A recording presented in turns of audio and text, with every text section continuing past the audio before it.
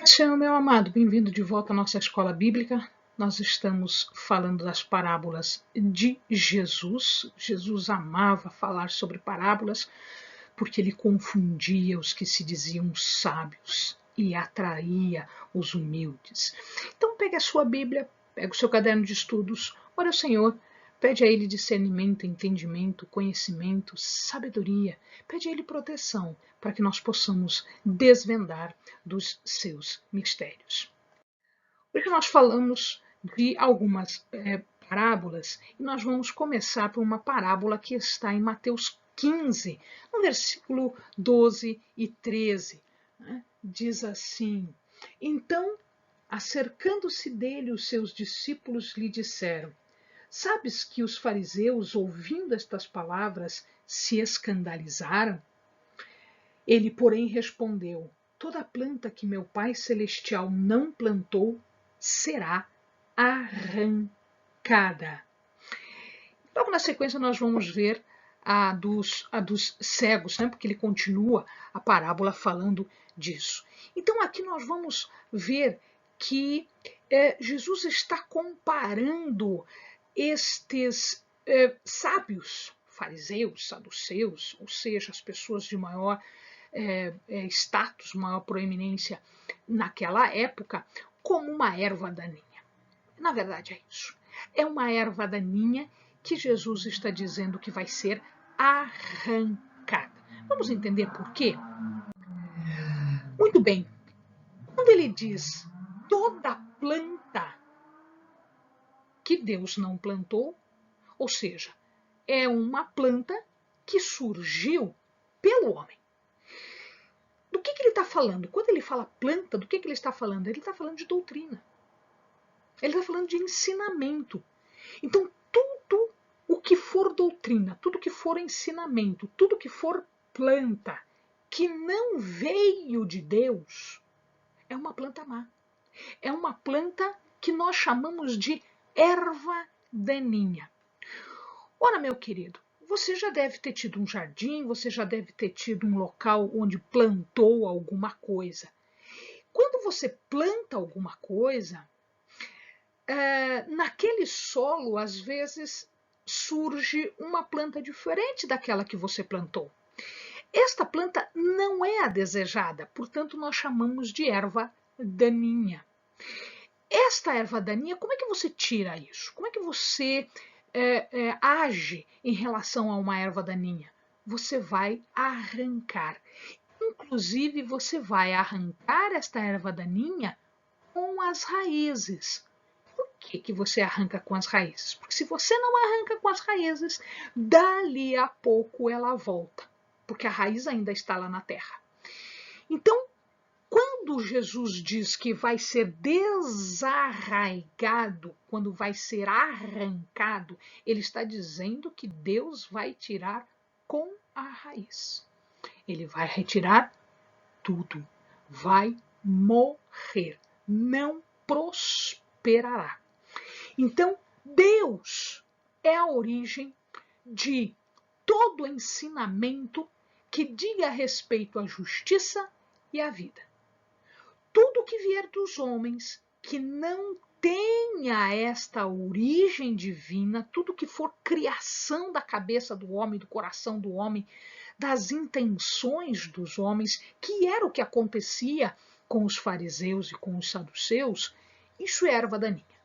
Então, o que é que Jesus está dizendo? Isto vai ser arrancado, isso vai ser retirado com a raiz, porque só de Deus procede o que é justo e o que é vida. Então, só de Deus procede isso. Portanto, ele será retirado. Todo o erro, toda a heresia, todo o mau ensino, toda a perversão, tudo isso vai ser desarraigado, vai ser retirado com as raízes, que é para não voltar nunca mais. E olha que coisa interessante, ele diz, né? Ele fala aqui, 15, 13, meu Pai Celestial não plantou, será arrancada. Ou seja, ele vai deixar que a providência divina faça isso. Então, quando os apóstolos vieram falar para ele, olha, Jesus, eles estão se escandalizando, eles estão sendo atingidos de uma forma que eles estão sendo conduzidos, eles estão se conduzindo para o pecado, para o erro. Escandalizar é isso. Ele disse, isso será arrancado. É ele que vai fazer? Não. Ele não disse que ele fará. Jesus deixou, meu amado, que a providência de Deus tomasse frente, que ela tomasse providência para aquilo que os fariseus e os saduceus estavam fazendo. Então, não somos nós que temos que tomar providência. A misericórdia de Deus vai tomar essa providência por nós.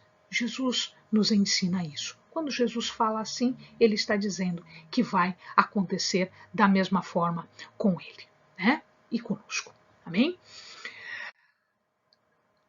Em seguida, 15, 14, 23, 16 e 24, ele continua falando destes fariseus. Ele diz assim, ó: deixai-os, são condutores cegos. Se um cego guiar outro cego, ambos cairão na cova. Isso está em Lucas 6,39 também, e é interessante que um pouquinho mais para frente, em Mateus 23, ele volta a falar destes condutores cegos. Então ele diz assim, 23:16, ai de vós, condutores cegos, que dizei, aquele que jurar pelo templo, isto nada é, mas o que jurar pelo ouro do templo, este é devedor. Ou então, o 24, né? Condutores cegos, que coais um mosquito e engolis um camelo. A gente vai falar dessa parábola mais para frente. Mas o que eu quero dizer é o seguinte, em todas estas passagens, Jesus está comparando aquelas pessoas, os fariseus e os saduceus, a condutor cego. Por que ele estava fazendo isso? Era uma ideia comum naquele tempo que os fariseus e os saduceus eram conhecedores da palavra de Deus, eram conhecedores da lei. Então, como o povo não sabia destas coisas, eles fariam a condução, no sentido de que eles estavam à frente das pessoas que não enxergavam, das pessoas que eram cegas. Então, eles gostavam de se achar guias de cegos. Jesus aproveitou esta ideia que eles tinham e disse o seguinte, que os condutores dos cegos eram mais cegos. E eles não aceitavam esta ideia. Existe um ditado popular, nós conhecemos esse ditado, e diz que o pior cego é aquele que não quer ver. Ou seja, está na frente dele, ele está vendo aquilo, mas não admite aquilo. Então, na verdade, nós estamos falando de uma cegueira espiritual. O problema desta cegueira espiritual é que não só estas pessoas estavam se conduzindo, estavam andando para a cova, mas elas estavam levando as pessoas também para a cova, porque elas estavam ensinando um ensino errado, um ensino de erva daninha. Jesus, portanto, falava de cegueira espiritual. Eles se consideravam guias, mas eles eram cegos. Só que eles eram cegos porque eles queriam ser cegos. Eles não admitiam a cegueira deles, eles não admitiam que estavam errados. Eles eram tão orgulhosos, eles se achavam tão superiores, que eles achavam que tudo que eles faziam estava correto. Esse é um problema de algumas pessoas ainda hoje, né? Algumas pessoas que às vezes acham que por estarem há tanto tempo na igreja, por serem os mais velhos na fé, etc, etc, eles não têm mais nada a aprender. Eles acham que eles já são a fonte de todo conhecimento.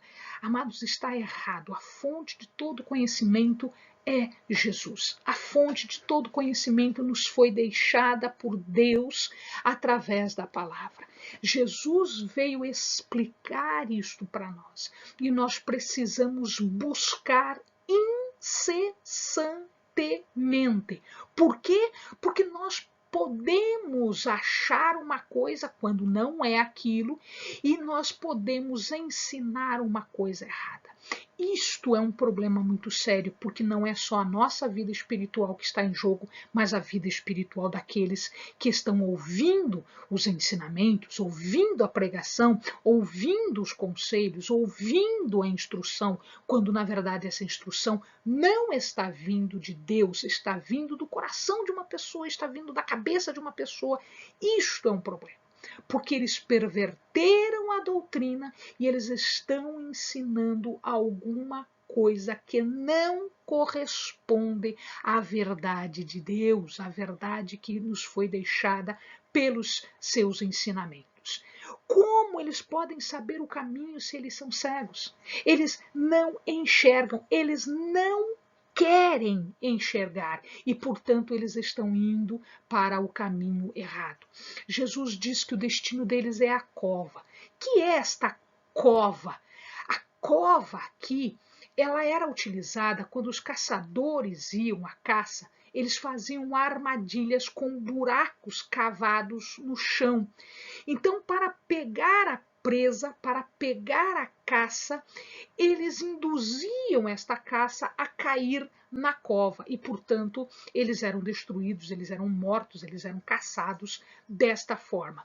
A cova, este buraco de armadilha que era utilizado para animais, é utilizado pelo inimigo para prender, para caçar, para matar as pessoas que não querem enxergar o caminho. Então, enquanto nós estamos andando pelo caminho correto, o caminho estreito, o caminho, a vereda que é Jesus, eu sou o caminho, diz o Senhor na palavra. Enquanto nós estamos andando por este caminho, não existe cova.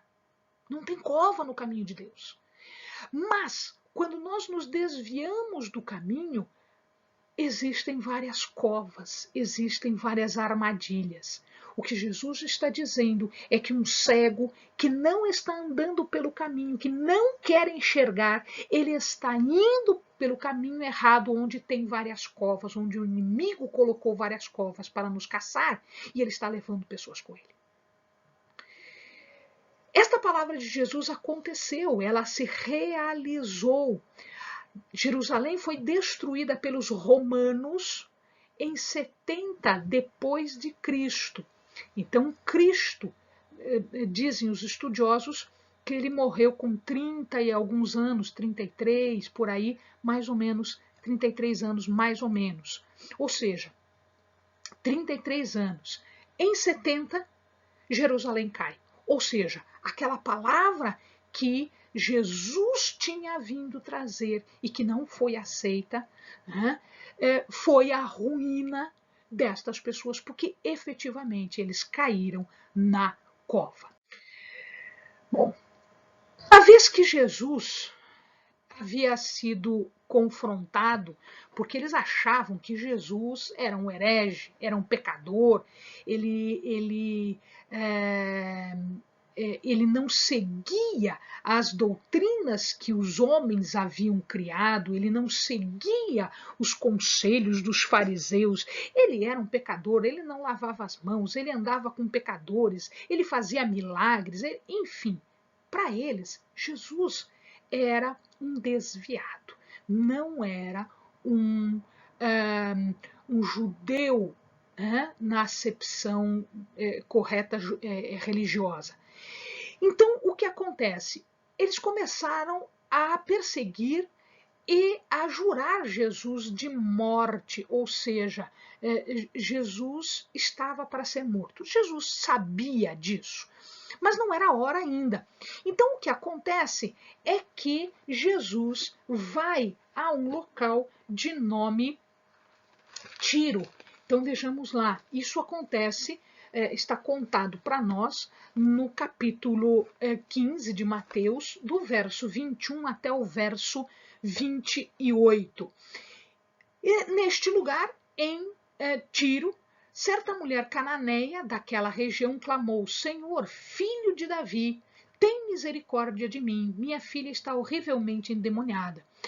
Jesus não lhe deu palavra, de modo que os seus discípulos, aproximando-se dele, lhe rogaram: Despede-a, pois vem gritando atrás de nós. Respondeu ele: Eu não fui enviado senão as ovelhas perdidas da casa de Israel. A mulher chegou e adorou, dizendo: Senhor, socorre-me. E ele respondeu: Não é bom pegar o pão dos filhos e lançá-los aos cachorrinhos. Disse ela. Olha só, amado. Disse ela: Sim, Senhor. Mas até os cachorrinhos comem das migalhas que caem da mesa dos seus donos. Então respondeu Jesus: Ó mulher, grande é a tua fé. Seja feito para contigo como tu desejas. E desde aquela hora a sua filha ficou sã. Em Marcos, nós vamos ver, na passagem de Marcos, nós vamos ver que quando ela chega em casa, ela encontra a filha dela totalmente liberta dos demônios. O que será que nós temos de surpresa aqui? Uma parábola fantástica, uma parábola maravilhosa para nós. Bom, em primeiro lugar, Jesus teve que sair um pouco de onde ele estava, porque não era a hora ainda dele morrer, ele tinha algumas coisas para fazer, então ele saiu do lugar onde havia toda aquela revolta contra ele, toda aquela perseguição, e eles queriam efetivamente matar Jesus. Não era a hora ainda, a hora ia se aproximar e Jesus ia voluntariamente para Jerusalém e lá ele seria morto no momento oportuno. Não era ainda esse momento. Então ele vai para uma outra região, uma região de Tiro. Se o amado observar aqui esse laguinho, esse azulzinho aqui embaixo da imagem, ele é o Mar da Galileia. Então ele estava nesta região aqui, essa região era a região onde ele mais fazia as suas obras. Então Jerusalém fica aqui mais para baixo, né? Descendo para cá. O que ele fez? Ele subiu um pouquinho e ele foi para a região da Fenícia, ali para a cidade de Tiro e Sidom. Sidom fica um pouquinho mais para cima. Então ele estava nesta região aqui quando aconteceu isso tudo. A mulher, diz a palavra, que ela era cananeia. Marcos diz que ela era cirofenícia ou grega. Então, assim, vamos entender isso. Quando ele diz que a mulher era grega, quer dizer que ela era da religião grega. Então, quando ele fala, a mulher era grega, quer dizer que ela tinha uma religião grega. Quando ele diz que ela é uma cirofenícia, é porque ela é desta região, aqui é o lugar onde ela nasceu, não é a religião dela, é o lugar onde ela nasceu. Então ela é cirofenícia, ela é dessa região aqui, de Ciro, da cidade, né, de Sidom e cidade de Tiro. Então essa região aqui é conhecida como cirofenícia, da região dos fenícios, tá? Quando eles dizem que ela era uma cananeia, significa dizer que este povo aqui ele é descendente dos cananeus. Dos cananeus. Quem são os cananeus? Aquele povo antigo, aquele povo que já habitava o lugar quando os hebreus chegaram. Então, os hebreus vindos do Egito, eles tomaram várias cidades cananeias. Esta cidade nunca foi tomada. Tiro nunca foi tomada. Então, ela era descendente daqueles cananeus antigos que já habitavam ali quando os hebreus vieram, né, saídos, libertos do Egito. Ora, o que acontece com essa mulher? Quando ela soube que Jesus estava ali, ela saiu desesperada atrás de Jesus, querendo que Jesus salvasse a filha dela, curasse a filha dela, tirasse os demônios da filha dela. Isso significa, meu amado, que o nome de Jesus já havia chegado lá. Isso significa, meu amado, que os gentios já sabiam que Jesus fazia isso. Eles, antes dos fariseus e dos saduceus, acreditavam na missão de Jesus. Claro, acreditavam porque ela diz Jesus, filho de Davi. Eles sabiam, e ela sabia, que Jesus era o Messias. Como ela sabia disso? Porque as profecias diziam que o Salvador seria Messias, seria filho de Davi, seria da descendência de Davi. Então ela fez uma declaração muito parecida com a declaração de Pedro. Ela só não chamou de Messias, ela só não chamou de Cristo, mas ela disse que ele era o Messias. Como ela falou isso? Dizendo filho de Davi. Ela sabia para quem ela estava recorrendo, para quem ela estava pedindo um milagre, uma cura. Ela sabia que ele era capaz de fazer isso. Os discípulos estavam com medo das autoridades e eles diziam então: Jesus, despede, Jesus, se livra dela, se livra dela. E aí Jesus diz: não, eu fui enviado para as ovelhas e não para os outros povos. O que ele quis dizer com isso? O que ele quis dizer quando ele fala: eu fui enviado para as ovelhas perdidas da casa de Israel? Você não é ovelha, você é gentia, você é da religião grega, você é cananeia, você é sírio-fenícia, você não é judia. Eu fui enviado para os filhos, eu fui enviado para as ovelhas. E aqui ele faz uma comparação, porque os gentios eram conhecidos como cachorrinhos, né? Não convém que o pão seja dado aos cachorros. O que são esses cachorrinhos? Esses cachorrinhos eram aqueles cães que ficavam por dentro da casa, por ali, por baixo das mesas. Caía uma comidinha no chão, ele catava a comida. Ele vivia disso. Os cães viviam desses alimentos que eram largados no chão. Então, quanto mais comida as pessoas tinham, quanto mais comida as crianças tinham, mais sobrava para eles. Ou seja, mais caía no chão, e as crianças faziam isso de propósito, e alguns adultos fazem isso de propósito. Até hoje nós fazemos isso, né? Então, na mesa nós estamos comendo, de repente a gente dá alguma coisa para o cão. A gente não coloca um prato para o cachorro no chão. Não, a gente dá de migalhinhas para eles. Lá, daquilo que a gente está comendo, a gente dá um pouco para eles. Então é disso que Jesus está falando. Uma ovelha é um animal simplório, é um animal frágil, é um animal que tem que ter cuidado, que tem que ter alguém junto, tem que ter um pastor. Um cachorro não. Um cachorro sabe se defender. Tanto é que naquela época alguns cães se reuniam em matilhas, eles eram chamados cães selvagens, eles ficaram fora da cidade, nos campos, e aí eles atacavam pessoas, animais, e eles arranjavam comida do jeito que eles podiam, com violência e com força. Isso não acontecia entre as ovelhas. As ovelhas é um animal que acaba morrendo de fome, acaba morrendo porque, se ela não tiver cuidado, ela não sabe fazer isso sozinha. Então, o que Jesus está dizendo? Eu vim para estes. Eu vim para as ovelhas, eu não vim para os cães. Eu vim para os filhos, eu não vim para os cachorrinhos.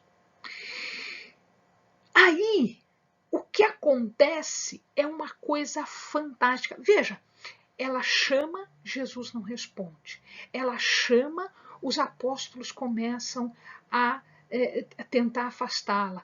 Ela chama, ele diz, eu não vim para você. Ela chama de novo, ele diz, melhor não dar o pão para os cachorrinhos. Ou seja, ela está enfrentando resistência, resistência, resistência, resistência.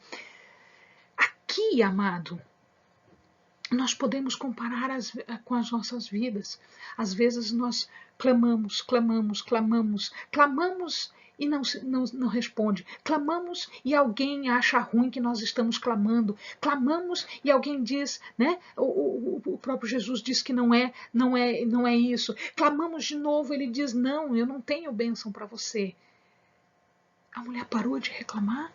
Aliás, a mulher parou de clamar e passou a reclamar? Não. O que a mulher fez?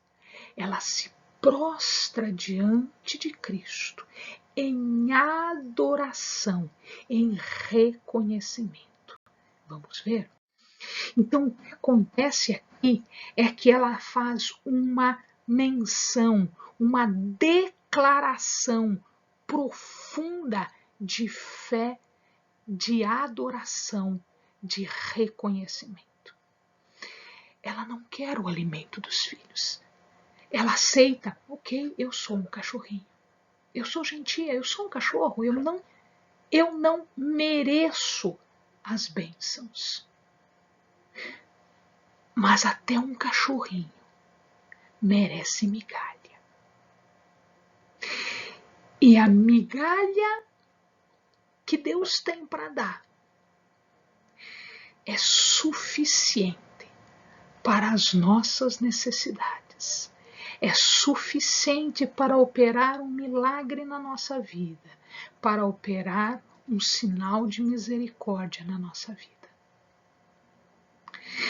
Amados, eu estou falando dos fariseus que não aceitavam Jesus e que eram cegos para ele. E eu estou falando de alguém que não conhecia a palavra, mas que reconhecia a divindade de Jesus. Eu estou falando de uma mulher que não pertencia ao povo de Deus, mas que se comparava a um cachorrinho que fica à volta dos filhos do povo de Deus. Eu estou falando de uma mulher que diz, eu não quero a bênção, eu não quero o pão, eu quero uma migalha, suficiente para minha filha ser salva, para minha filha ser curada. Ela não quer a bênção, ela quer a migalha da bênção. Aquela bênção que foi dada para os filhos, que foi dada para os fariseus, os saduceus, o povo de Deus, e que estava sendo recusada por eles. Aquela bênção. Ela queria a migalha daquela bênção que estava sendo recusada lá. Porque ela estava reconhecendo a divindade, o poder e a autoridade de Cristo. Amém, amado? Bons estudos.